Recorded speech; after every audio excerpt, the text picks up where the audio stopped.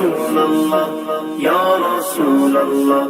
یا رسول اللہ یا السلام علیکم ورحمۃ اللہ وبرکاتہ۔ الحمد للہ رب العالمین، والصلاة والسلام علی اشرف الانبیاء والمرسلین وعلی آلہ وصحبہ اجمعین، اما بعد، فاعوذ باللہ من الشیطان الرجیم، بسم اللہ الرحمن الرحیم۔ وهو الذی يبدأ الخلق ثم يعيده وهو أهون عليه وله المثل الأعلى في السماوات والأرض وهو العزيز الحكيم، صدق اللہ العظیم۔ معزز سامعین و حاضرین گرامی قدر، آج ہم سلطان الاولیاء، بادشاہ ولایت، حضور سیدنا شیخ محی الدین عبد القادر الجیلانی غوث اعظم رضی اللہ تعالی عنہ کی ذات بابرکت پر کچھ گفتگو کرنے کے لیے جمع ہیں، چونکہ یہ مناسبت ہے ماہ ربیع الثانی کو حضور غوث پاک کی ذات گرامی سے، تو اس ضمن میں ہم حضور غوث پاک کا تذکرہ کرتے ہیں، اور میرا جو عنوان ہے کہ سیدنا حضور غوث اعظم رضی اللہ تعالی عنہ شاہ ولایت، یعنی آپ تمام اولیاء اکرام کے سردار ہے، سلطان ہے۔ اس پر میں جو کچھ باتیں آپ کے سامنے عرض کروں گا وہ یہ کہ پہلی بات تو ہم یہ دیکھیں کہ اللہ رب العزت نے انسانوں کی ہدایت اور رہنمائی کے لیے حضرت آدم علیہ السلام سے انبیاء اکرام کے سلسلے کا آغاز فرمایا، اور پھر حضور سرور کونین علیہ الصلاۃ والسلام کی ذات بابرکت پر اس سلسلے کو اللہ رب العزت نے اختتام پذیر کیا، اور اس درمیان رب ذوالجلال نے کم و بیش 1,24,000 انبیاء اکرام کو مبعوث فرمایا۔ لیکن جب ہم قرآن مجید کا مطالعہ کرتے ہیں تو ہمیں ان لاکھوں انبیاء اکرام میں سے بہت ہی مختصر انبیاء اکرام کا تذکرہ ملتا ہے، بہت ہی چند انبیاء اکرام اور چند رسول ہے جن کو اللہ رب العزت نے اپنے کلام پاک میں جن کا تذکرہ فرمایا۔ یعنی 1,00,000 میں سے اگر ہم دیکھیں تو 1,000 تو کیا 100 نبیوں کا ذکر بھی باری تعالیٰ نے قرآن مجید میں نہیں فرمایا، بلکہ بہت ہی چنندہ اور خاص انبیاء اکرام کا ذکر اللہ رب العزت نے قرآن مجید میں کیا۔ مثلا آپ دیکھیں کہ حضرت آدم علیہ السلام، حضرت نوح علیہ السلام، حضرت ابراہیم علیہ السلام، موسیٰ علیہ السلام، عیسیٰ علیہ السلام، داؤد علیہ السلام، اس طرح چنندہ انبیاء اکرام کا اللہ رب العزت نے اپنے کلام میں ذکر فرمایا۔ تو پہلی جو بات سمجھنے والی ہے وہ یہ کہ باری تعالیٰ نے اتنے کثیر تعداد میں سے، اتنی بڑی جماعت میں سے اتنے کم انبیاء اکرام کا انتخاب کیوں فرمایا اپنے کلام میں تذکرے کے لیے؟ تو وہاں ہمیں ایک چیز سمجھ میں آتی ہے کہ یہ جو انبیاء اکرام ہیں، یہ جو رسول ہے جن کا قرآن مجید میں باری تعالیٰ نے تذکرہ فرمایا، ان میں اللہ رب العزت نے ان میں سے ہر ایک میں کچھ ایسی خصوصیت اللہ رب العزت نے رکھی جو نسل انسانی کے رشد و ہدایت کے لیے قیامت تک ضروری ہے۔ یعنی ان انبیاء اکرام کی سیرت سے، ان کی وہ خصوصیات سے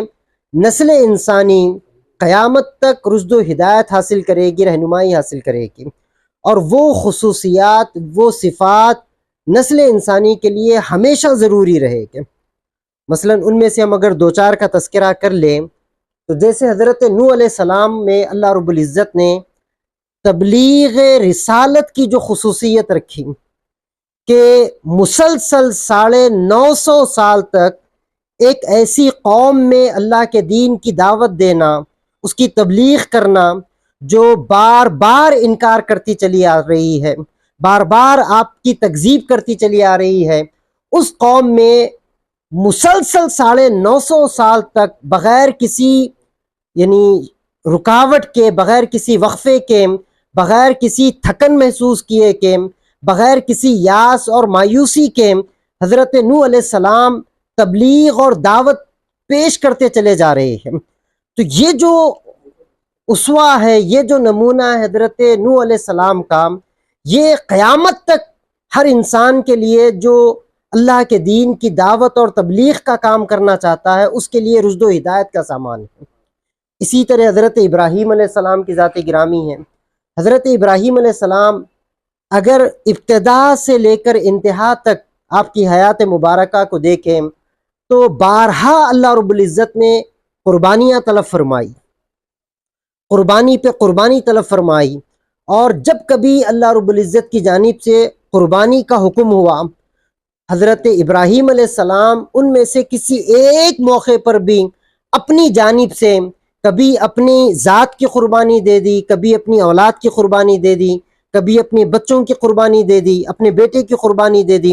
تو کسی قربانی کو اللہ کی راہ میں پیش کرنے سے رتی برابر بھی حضرت ابراہیم علیہ السلام پیچھے نہیں ہٹتے۔ تو ایثار اور قربانی کا جذبہ، اللہ کی بارگاہ میں قربانی دینے کا جذبہ، یہ نسل انسانی کے لیے قیامت تک حضرت ابراہیم علیہ السلام کی ذات گرامی سے رشد و ہدایت ملتی رہے گی۔ اس طرح تمام انبیاء اکرام میں اگر آپ دیکھیں گے تو خصوصیات حضرت عیسیٰ علیہ السلام میں شرم و حیا، عفت و پاک دامانی کہ وہ بے مثال سیرت حضرت عیسیٰ علیہ السلام نے پیش کی کہ قیامت تک ہر وہ شخص جو اپنی زندگی عفت اور پاک دامانی، حیاداری کے ساتھ گزارنا چاہتا ہے اس کے لیے مشعل راہ حضرت عیسیٰ علیہ السلام کی حیات مبارکہ ہے۔ اس طرح آپ اگر چلتے چلے جائے تو بالآخر اللہ رب العزت نے سرور کونین حضور سیدنا محمد عربی صلی اللہ علیہ وسلم کو دنیا میں مبعوث فرمایا، اور ان تمام خصوصیات کو جو حضرت آدم علیہ السلام سے لے کر حضرت عیسیٰ علیہ السلام تک اللہ رب العزت نے فردن فردن عطا فرمائی تھی، انفرادی طور پر انبیاء اکرام کو عطا فرمائی تھی، وہ تمام خصوصیات اللہ رب العزت نے جامع طور پر ذات محمدی علیہ السلام کو عطا فرما دی۔ گویا حضور کو ان تمام خصوصیات کا جامع بنا کر بھیجا۔ اب جب یہ انبیاء اکرام کا سلسلہ ختم ہوا اور اس کے بعد اللہ رب العزت نے اس سلسلے نبوت و رسالت پر حضور کے ذریعے ختم نبوت ثابت فرما دی کہ اب آقا علیہ السلام کے بعد اور کوئی نبی اور رسول آنے والا نہیں، تو ان کی سیرتیں تو اللہ کے کلام میں موجود اور قائم ہو گئی، ان کی سیرتیں تو مذکور ہو گئی اللہ کے کلام میں، لیکن انسانی سماج کو ان کی سیرتوں کے تعلیمات اور ان کی تاریخ کے ساتھ ساتھ قیامت تک ایسی شخصیات کی بھی ضرورت پڑتی رہے گی جو اپنے اپنے زمانے میں ان انبیاء اکرام کی سیرتوں کا مظہر ہو، ان انبیاء اکرام کی سیرتوں کا پیکر ہو۔ صرف کتابوں میں وہ چیزیں موجود رہیں،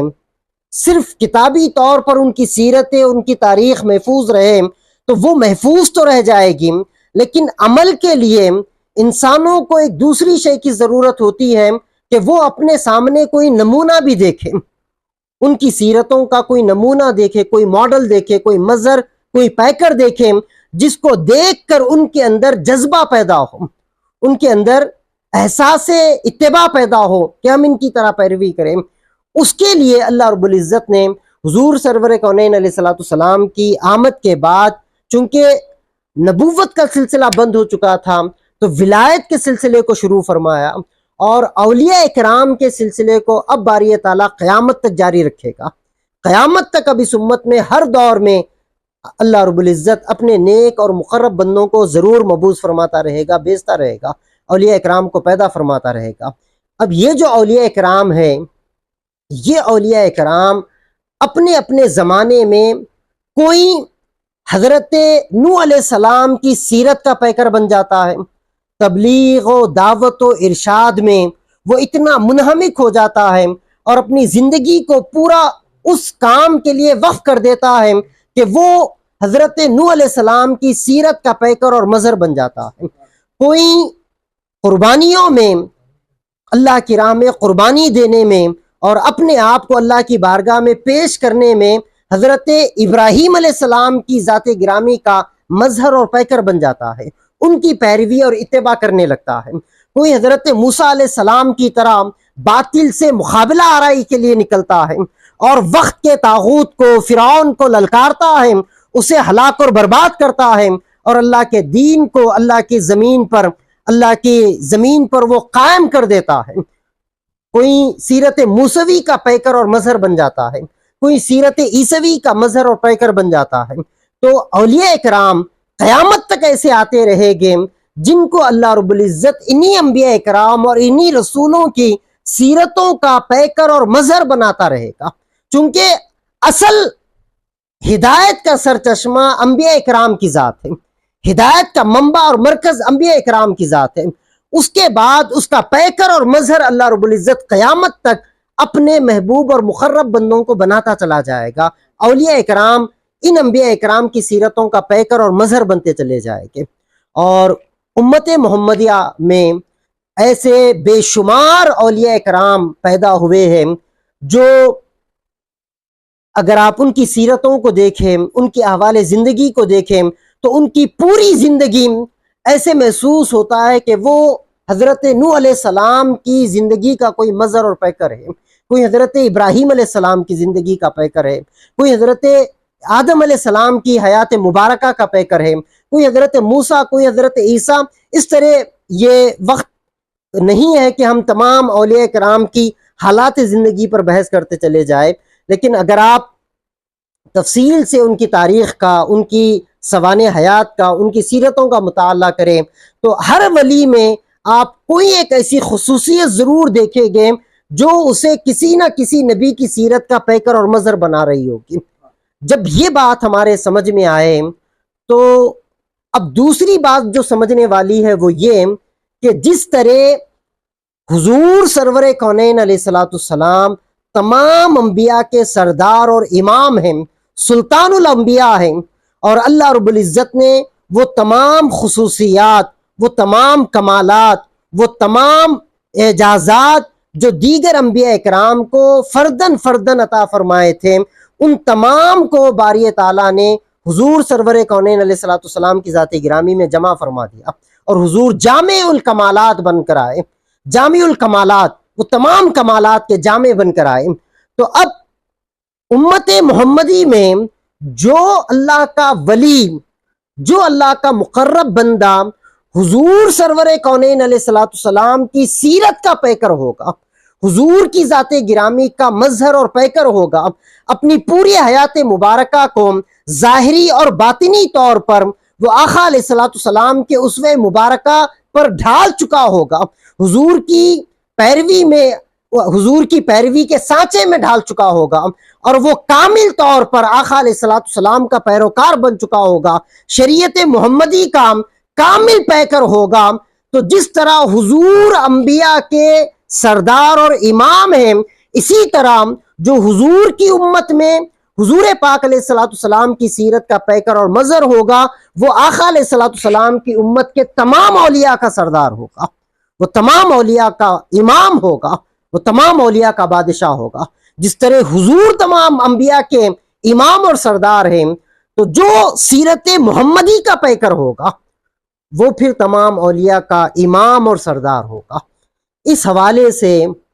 اگر ہم حضور سیدنا غوث اعظم رضی اللہ تعالیٰ عنہ کی ذات مبارکہ کا مطالعہ کریں، آپ کی سیرت مبارکہ کا جائزہ لیں، تو ہمیں اندازہ ہوگا کہ امت محمدی علیہ الصلوۃ والسلام میں جتنے اولیاء کرام آئے ان میں اگر آقا علیہ الصلوۃ والسلام کی سیرت کا کامل پیکر کامل مظہر اگر کوئی ہوا ہے تو وہ حضور سیدنا غوث اعظم رضی اللہ تعالیٰ عنہ تھے۔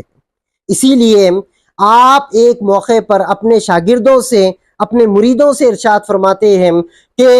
اس امت میں ہر ولی کسی نہ کسی نبی کے قدم پر چلتا ہے، کسی نہ کسی نبی کے قدم پر چلتا ہے، اور میں اپنے نانا جان محمد رسول اللہ صلی اللہ علیہ وسلم کے قدموں پر چلتا ہوں۔ اسی لیے آپ نے ارشاد فرمایا کہ میرے قدم تمام اولیاء کے گردنوں پر ہیں، میرے قدم تمام اولیاء کے گردنوں پر ہیں، چونکہ آپ کے قدم وہ آپ کے قدم نہ تھے، آپ قدم مصطفیٰ پر چل رہے تھے، یعنی حضور کی سیرت پر چل رہے تھے۔ تو جس طرح قدم مصطفیٰ تمام انبیاء کی گردنوں پر ہیں، تمام رسولوں کی گردنوں پر ہیں، تو پھر اس امت میں جو حضور کا کامل پیکر اور مظہر ہوگا اس کا قدم اس امت کے تمام اولیاء کے گردنوں پر ہوگا، یعنی وہ اپنی ولایت میں، اپنی تقرب اللہ میں، وہ اپنے تقوی اور پرہیزگاری میں، وہ اللہ کی بارگاہ میں اپنے شرف قبولیت میں وہ تمام اولیاء پر وہی فوقیت رکھتا ہوگا جیسے کہ آقا علیہ الصلوۃ والسلام انبیاء اکرام پر رکھتے ہوگے۔ اسی لیے ہم دیکھتے ہیں کہ حضور سیدنا غوث اعظم رضی اللہ تعالیٰ عنہ دنیا میں تشریف لائے آج 1000 سال قریب ہو چکے ہیں، 1000 سال قریب ہو چکے ہیں، اور آج تک شرق سے لے کر غرب تک جتنے اللہ کے نیک بندے ہیں، اللہ کے مقرب بندے ہیں، اولیاء اللہ ہیں، علماء ہیں، صوفیاء ہیں، اہل طریقت ہے، اہل خانوادہ ہے، اہل سجادہ ہیں، ان میں سے کوئی ایک بھی ایسا نہیں جو حضور غوث اعظم کو اپنا امام، اپنا سردار نہ مانتا ہو۔ گویا ولایت کا دروازہ شروع ہی غوث پاک کی بارگاہ سے ہوتا ہے، اور کوئی ولی ہی نہیں بنتا جب تک وہ حضور غوث پاک کو اپنا امام نہ مانے، اپنا سردار نہ مانے۔ تو آپ امام الاولیاء ہیں، حضور کی امت میں امام الاولیاء ہیں، اور بعض اہل دل یہ بیان کرتے ہیں کہ اللہ رب العزت نے اب یہ مقام حضور سیدنا غوث اعظم کو عطا فرمایا، اور حضرت امام مہدی کے دنیا میں تشریف لانے تک یہ مقام حضرت حضور غوث اعظم ہی کے پاس رہے گا، سیدنا غوث پاک ہی کے پاس رہے گا۔ سلطانی ولایت کی، سلطانی بادشاہی ولایت کی اللہ رب العزت نے حضور غوث پاک کو عطا فرمائی، اور اب یہ قرب قیامت تک جب تک کہ امام مہدی تشریف نہ لائے آپ ہی کے پاس رہے گا، اور آپ ہی تمام اولیاء کے، اصفیاء کے، صوفیاء کے، تمام اللہ کے نیک اور مقرب بندوں کے امام اور سلطان رہے گے۔ اسی وجہ سے ہم دیکھتے ہیں کہ حضور سیدنا غوث اعظم رضی اللہ تعالیٰ عنہ کو اللہ رب العزت نے جو کمالات عطا فرمائے تھے، یعنی ایک ہی وقت میں اگر آپ تقوی اور پرہیزگاری دیکھیں اور زہد دیکھیں تو عالم یہ ہے کہ 25 سال تک بغداد کے جنگلوں میں گزار دیے، اور بغیر یعنی کھانے کے لیے بھی کچھ میسر نہ ہوتا تھا، پتے آپ استعمال فرما لیتے تھے، 25 سال تک زہد میں، ورع میں، تقوی میں اور دنیا سے کنارہ کشی میں گزار دیے، اللہ کی راہ میں نکال دیے۔ زہد کا یہ عالم ہے۔ علم کا اگر آپ عالم دیکھیں گے، علم کا عالم، تو آپ کی سیرت مبارکہ میں ایک بات آتی ہے کہ کسی اس زمانے کے کسی عالم کو یہ خبر ملی کہ سیدنا عبد القادر جیلانی قرآن کے بہت بڑے مفسر ہیں، بہت بڑے عالم ہیں، تو یہ جو عالم تھے انہیں سورۃ الفاتحہ کی یا بسم اللہ الرحمن الرحیم کی تقریباً 40 تفسیریں آتی تھیں، مطلب انہیں یہ معلوم تھا کہ بسم اللہ الرحمن الرحیم کے کیا کیا معنی اور مفاہیم ہو سکتے ہیں، تو اس طرح کے 40 معنی اور مفاہیم ان کو صرف بسم اللہ الرحمن الرحیم کے آتے تھے، اور پھر پورے قرآن مجید کی یہ تفسیر بھی جانتے تھے، بہت بڑے عالم تھے۔ جب انہوں نے حضور غوث پاک کے بارے میں سنا تو ان کے دل میں خیال آیا کہ ہو سکتا ہے کہ نیک آدمی ہوگا، پرہیزگار آدمی ہوگا، نیک بندہ ہوگا، لیکن علم میں شاید وہ مجھ سے بڑا نہ ہوگا، علم میں شاید اللہ نے مجھے جو مقام دیا ہے شاید عبد القادر جیلانی کو وہ مقام علم میں حاصل نہیں ہے، تقوی میں تو ممکن ہے وہ مجھ سے زیادہ ہو، لیکن شاید علم اتنا نہیں جتنا اللہ رب العزت نے مجھے عطا کیا۔ میں فقط بسم اللہ کی 40 تفسیریں جانتا ہوں، وہ اتنا کہاں جانتے ہو گے؟ وہ اس خیال سے چلے گئے حضور سیدنا غوث اعظم کی بارگاہ میں اور اندازہ کرنے کے لیے کہ اللہ نے آپ کو کتنا علم دیا۔ وہ بیٹھ گئے، حضرت غوث پاک نے اس موقع پر بسم اللہ الرحمن الرحیم کی تفسیر شروع کی اور تفسیر کرنے لگے۔ آپ نے ایک تفسیر کی، انہوں نے سوچا کہ یہ تو میں بھی جانتا ہوں، پھر آپ نے دوسری تفسیر کی، پھر وہ سوچے کہ میں بھی جانتا ہوں، میں بھی جانتا ہوں۔ اس طرح وہ تمام تفسیریں جو 40 طرح کی وہ بسم اللہ کی جانتے تھے، اس کی تعویلات اور تشریحات حضور غوث پاک نے بیان کر دیں، اور وہ سنتے گئے اور دل میں خیال کرتے گئے کہ یہ تو میں بھی جانتا ہوں، میں بھی جانتا ہوں۔ بعض روایات میں آتا ہے کہ غوث پاک نے 150 سے زائد تفسیرات کر دی بسم اللہ الرحمن الرحیم کی، 150 سے زائد تفسیرات کر دیں، اور اس کے بعد ارشاد فرمایا کہ یہ تو وہ تفسیرات تھی جو تمہیں سمجھ آتی ہے، یہ تو وہ باتیں تھی جو تمہارے سمجھ آتی ہے، اب اس کے علاوہ بھی کچھ ایسی باتیں ہیں جو تمہارے سمجھ بھی نہیں آتی۔ تو علم کا یہ عالم ہے کہ وقت کا بڑے سے بڑا عالم بھی علم میں مقابلہ نہیں کر پا رہا ہے۔ اسی طرح اگر آپ کرامات دیکھیں، اللہ رب العزت نے اولیاء اکرام کو کرامات عطا فرمائے، تو جامع کرامات اللہ رب العزت نے غوث پاک کو بنایا۔ اگر آپ اتباع مریدین اور چاہنے والوں کو دیکھیں تو جس طرح حضور کو اللہ رب العزت نے کثیر الامت بنایا، حضور کی امت اتنی کثیر کہ قیامت آپ سے پہلے جتنے انبیاء اکرام آئے ان تمام کی امتوں کو اگر جمع کر دیا جائے، حضرت آدم علیہ السلام سے لے کر حضرت عیسیٰ علیہ السلام تک کو، اور ان کی تمام ماننے والوں کو، ان کی امتوں کو جمع کر دیا جائے، وہ تمام کی امتیں مل کر بھی حضور کی ایک امت کی تعداد میں مقابلہ نہیں کر پائے گے۔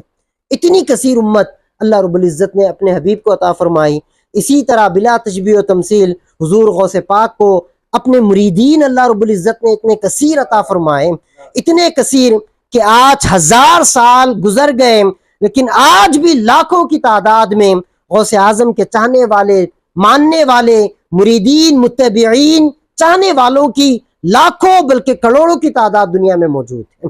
کروڑوں کی تعداد۔ بلکہ ہم دیکھتے ہیں کہ اہل تصوف میں جو دیگر سلاسل ہیں، چشتیہ سلسلہ یا سہروردیہ یا نقشبندیہ یا اور جو دیگر سلاسل ہیں، آپ دیکھیں گے کہ جو لوگ ان سلاسل سے وابستہ ہوتے ہیں، جیسے کوئی سلسلے چشتیہ سے وابستہ ہو گیا یا سلسلے نقشبندیہ سے وابستہ ہو گیا، تو جو دیگر سلاسل سے وابستہ ہوتے ہیں وہ بھی پھر سلسلے قادریہ سے وابستہ ہو جاتے ہیں، یعنی تمام سلاسل جا کر پھر غوث پاک سے مل جاتے ہیں۔ تو جو جس سلسلے میں بھی رہے، اہل طریقت، اہل تصوف کے جس سلسلے میں بھی رہے، وہ سلسلہ پھر غوث پاک کی بارگاہ تک جاتا ہے۔ تو چاہنے والوں کی، ماننے والوں کی تعداد بھی اللہ رب العزت نے بڑھا دی۔ اور اگر آپ کی قربانیاں دیکھیں تو قربانیاں بھی اتنی کہ یعنی بچپن میں قریب آپ 14 یا 12 سال کے تھے، اسی عمر میں آپ نے اپنا آبائی وطن جیلان چھوڑ کر بغداد کا سفر کیا، اپنی والدہ کو چھوڑا، اپنے گھر کو چھوڑا، اپنے والد کا اس وقت شاید انتقال ہو چکا تھا، اور والدہ سے اجازت لے کر آپ اپنا شہر جیلان چھوڑ کر بغداد کی طرف حصول علم کے لیے نکلے، اور وہاں پر قربانیاں دیں۔ قربانیاں بھی اگر آپ دیکھیں گے تو بے شمار قربانیاں اللہ کی راہ میں، اللہ کے دین کی خاطر حضور غوث پاک نے دی ہے۔ اس طرح یعنی وہ تمام کمالات جو آپ دیگر اولیاء اکرام میں اگر آپ دیکھتے ہیں، وہ تمام کمالات اللہ رب العزت نے ایک ذات غوث الورا میں جمع فرما دی۔ اور یہی وجہ ہے کہ امت محمدیہ آج تک حضور سیدنا غوث اعظم رضی اللہ تعالیٰ عنہ کو سلطان الاولیاء مانتی ہے۔ سردار الاولیاء مانتی ہے۔ اللہ رب العزت ہمیں آپ کے اس بلند مقام اور مرتبے کو سمجھنے کی توفیق عطا فرمائے، اور باری تعالیٰ ہمیں آپ کی ذات گرامی کے فیوز و برکات سے بہرور فرمائے، آپ کے سیرت مبارکہ کا فیض اور اس کی خیرات ہمیں نصیب فرمائے۔ اللہ رب العزت آپ کی نصیحتوں پر ہمیں عمل کرنے کی توفیق عطا فرمائے، چونکہ ہمارے پاس جو آج ایک یعنی تھوڑے سے مغالطے یا خرابیاں آ چکی ہیں کہ ہم میں غوث پاک کے ماننے والے تو ہزاروں میں مل جائیں گے، اور ہزاروں میں گیروی کرنے والے بھی مل جائیں گے، لیکن جو حضور سیدنا غوث اعظم کی حقیقی تعلیمات ہیں، آپ کی حقیقی ارشادات ہیں، آپ کی نصیحتیں ہیں، ان سے ہم آج کلیتاً بے بہرا ہیں،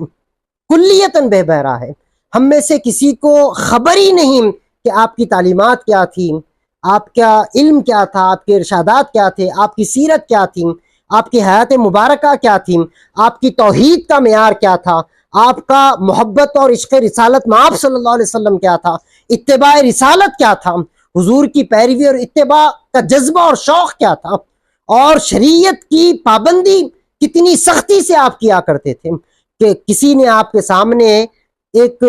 کسی بزرگ کا واقعہ سنایا کہ فلاں شیخ ہے جو ہواؤں میں اڑتے ہیں، تو کیا ہم اسے اللہ کا ولی تصور کر لیں؟ وہ بڑے پائے کے مقام کے آدمی ہیں، ہواؤں میں سفر کرتے ہیں، کیا وہ اللہ کے ولی ہیں؟ تو حضور غوث پاک نے ایک سوال کیا، پوچھا کیا وہ شریعت پر عمل کرتے ہیں؟ کیا وہ شریعت محمدی پر عمل کرتے ہیں؟ اگر وہ شریعت محمدی پر عمل کرتے ہیں تو پھر وہ اللہ کے ولی ہیں، اور اگر وہ حضور کی شریعت پر عمل نہیں کرتے تو چاہے وہ ہواؤں پر اڑے، چاہے وہ پانی پر چلے، وہ اللہ کا ولی نہیں ہو سکتا۔ یہ پیروی شریعت حضور غوث پاک کی تھی۔ وہ اس شخص کو اللہ کا ولی ماننے کے لیے تسلیم نہیں، ماننے کے لیے تیار نہیں تھے جو آقا علیہ الصلوۃ والسلام کی شریعت کو پامال کرتا ہو، حضور کی شریعت کو ترک کرتا ہو۔ اتنی سختی سے حضور کی پیروی اور شریعت پر عمل کیا کرتے تھے۔ تو آج جہاں پر ہم سیدنا غوث اعظم رضی اللہ تعالیٰ عنہ کی شان اور عظمت اور آپ کی 11ویں اور آپ کے جشن مناتے ہیں، ساتھ ساتھ اللہ رب العزت ہمیں توفیق دے کہ آپ کی تعلیمات، آپ کے ارشادات، آپ کی نصیحتوں سے ہم فیض اٹھائے، ہم فائدہ اٹھائے، اور اپنی زندگیوں میں اس کو لانے کی ہم کوشش کریں۔ باری الہ ہماری ان کوششوں کو قبول فرما لے۔ وما علینا الا البلاغ، وآخر دعوانا ان الحمد للہ رب العالمین۔